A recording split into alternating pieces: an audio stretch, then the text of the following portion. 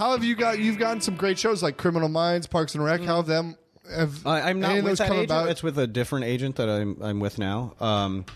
But I got my first Criminal Minds that I got several years ago. I got from a casting director workshop. Oh wow! Yeah, you're just doing a bunch of those after your. I felt like my career isn't doing anything. What do I do? People do these casting director workshops. I'll try that. So I took a casting director workshop, and then like 2 years later, I got called in. He had moved on to another show, and he was nice enough.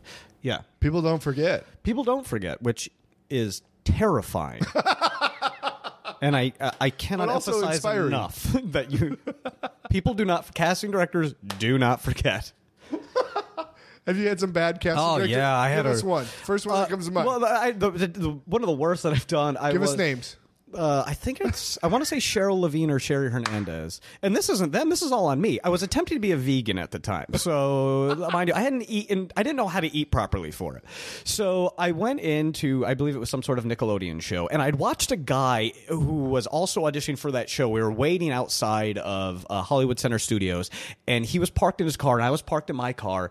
And a parking attendant came up to him and was talking to him about not paying the meter. And he's like, I'm in the car, and the parking meter wrote him a ticket. And they got into a screaming match. Okay. And the guy got out of his car and spit in the parking attendant's face.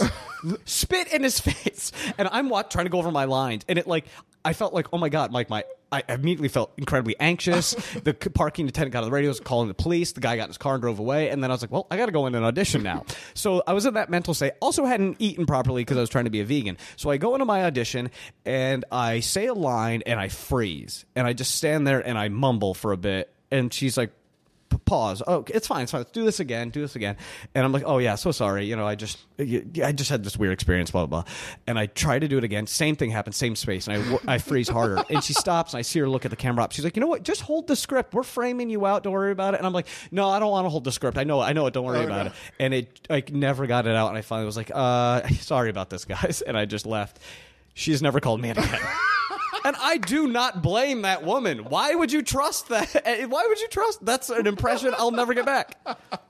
That's a great anecdote. I appreciate that. It's just to learn to people don't forget. And also, I think when people are like, I want to get in that room, I want to meet that casting director. Right. If you're not ready, do not. Yeah. Do not. Just because you think like, oh, they cast a big show. Yes, they do. And they probably will continue to cast big shows. Right. So if you go in there and you shit the bed, there you go. That's what don't let your ego think you're ready for something that you're not ready for. Yeah. That's fantastic advice, though. I think that's invaluable.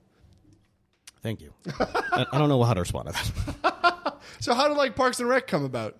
Parks and Rec came. I did a casting workshop with Dorian Frankel, I think, and then nice. Dorian was very kind. He called me in about 5 times before I got a role on Parks. Oh wow! And that 5 different auditions. 5 different auditions, and I went in. And the last time when I booked it, she's like, she worked with me so much. She gave me 6 takes in that room, and she's like, they're gonna want something like this, so try this. And she was so nurturing. It was really great. Yeah, she's great. She did the program, the podcast, and she was fantastic. Are you talking about Box Angeles? Yeah. Yeah, she was fantastic. Oh, nice.